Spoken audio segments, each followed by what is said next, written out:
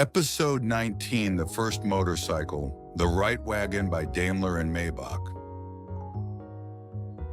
In April 1885, a loud ecstatic cry erupted from Daimler and Maybach's workshop. They had just developed their first engine. This engine, cast at the Kurtz foundry, featured a sealed crankcase, a flywheel, a single horizontal cylinder, an air cooler, a steel governor wheel, an advanced ignition tube patent 28022, and a camshaft for controlling exhaust and regulating high speeds, most of the functions required in modern gasoline engines. What made this engine truly remarkable was its performance. While most engines at the time operated at around 120 to 180 revolutions per minute, Daimler and Maybach's engine, equipped with an ignition system and a curved groove-controlled exhaust valve, could stably achieve around 600 revolutions per minute. Compared to other engines of the time, this was nearly 5 times more powerful. Although Daimler and Maybach's engine was groundbreaking, it was still in its early stages. Daimler wanted to test the engine's performance, but with just 1.1 horsepower from a single cylinder, it was too weak to power the heavy carriages of the time. One day in October, Daimler and Maybach were sitting in the yard of Daimler's house, drinking tea and pondering how to test the engine. The key components of the gasoline engine had already been developed, so increasing its power was just a matter of continued research. However, they had no immediate means to test it. As they were deep in thought, Daimler's 16-year-old son, Paul Daimler, rode past them on his bicycle. Seeing Paul pass by, Daimler and Maybach suddenly had the same idea. Daimler glanced at Maybach's expression to see if he was thinking the same thing. Maybach nodded, thinking that since the weight was minimal, it was worth a try. Daimler believed their engine was sufficient and decided to put their idea into action immediately. Right then and there, the two began discussing how to transmit power and engaged in a heated debate. At that moment, a man suddenly appeared before Daimler. Daimler looked at the man but couldn't remember who he was. The man introduced himself as Edouard Sarrazin, who had previously managed the Paris branch of the Deutz engine company. Daimler's face lit up with recognition, and he greeted Sarrazin warmly, saying it had been a long time. Edouard Sarrazin was a lawyer-turned-businessman whom Daimler had met in 1874 when working as a technical director at the German Deutz engine company.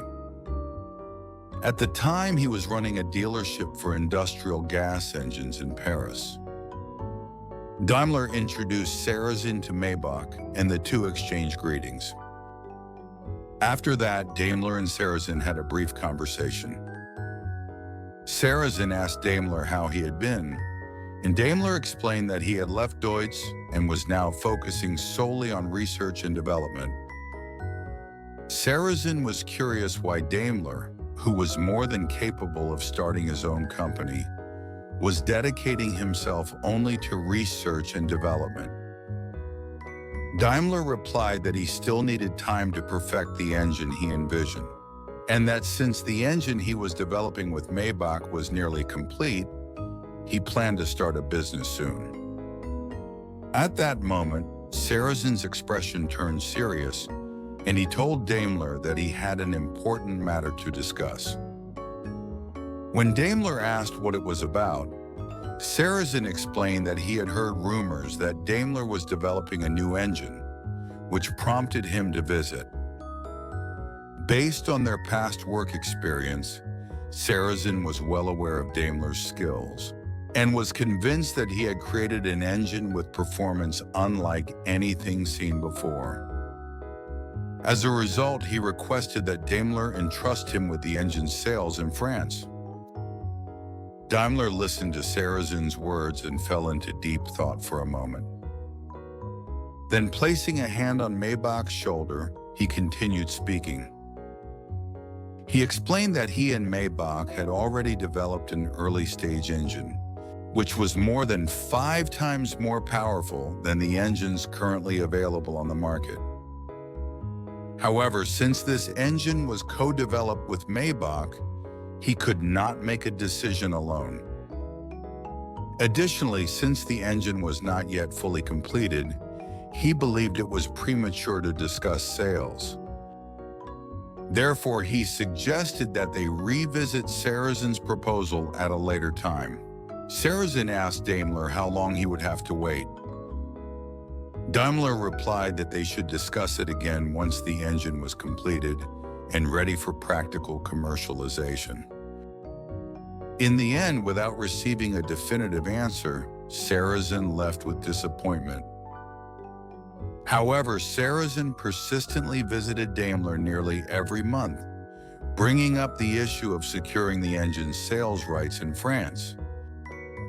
As this continued every month, Daimler and Maybach gradually began to avoid Sarazen. On the night of November 10, 1885, something was being wheeled out of Daimler's workshop in Cannstatt, Germany.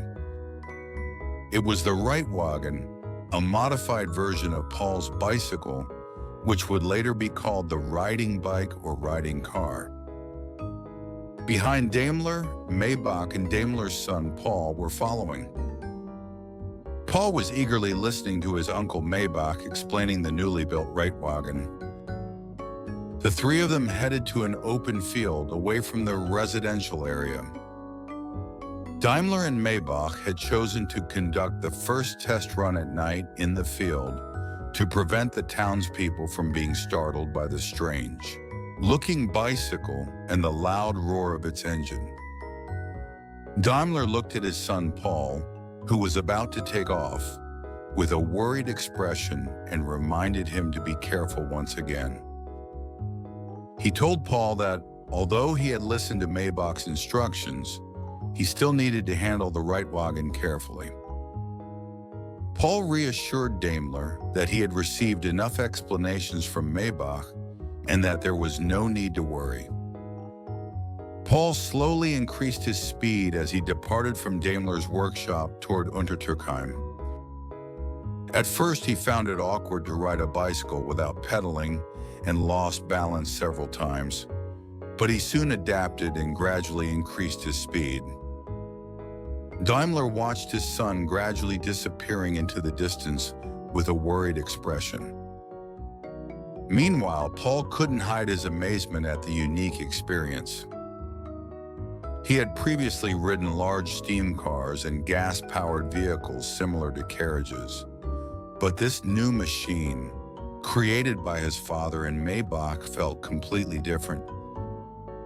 Riding this small machine, he felt as if everything around him was being pulled backward, and he became exhilarated by the sense of speed, making him go even faster.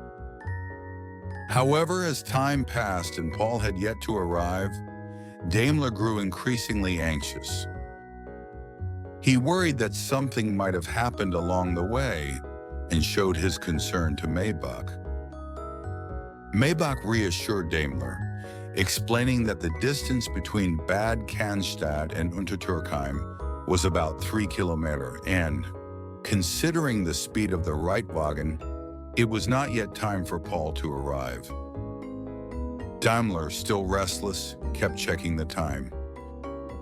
Soon after, the distinctive rumbling sound of the engine could be heard in the distance, and before long, Paul came into view. Daimler finally let out a sigh of relief and felt embarrassed for having been so impatient. As soon as Paul arrived in front of Daimler and Maybach, he let out a cheer, unable to hide his excitement.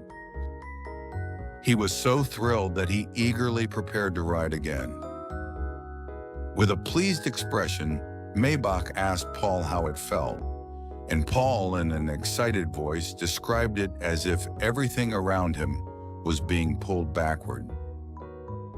He marveled that the machine felt like magic. Maybach allowed Paul to ride once more, and Paul happily set off again. Daimler and Maybach watched Paul excitedly ride off again, convinced that the petroleum engine they had developed was more advanced than any that had come before. The Reitwagen that Paul was joyfully riding was merely Daimler's simplest way of testing the new engine. Yet it was, in fact, the world's first motorcycle.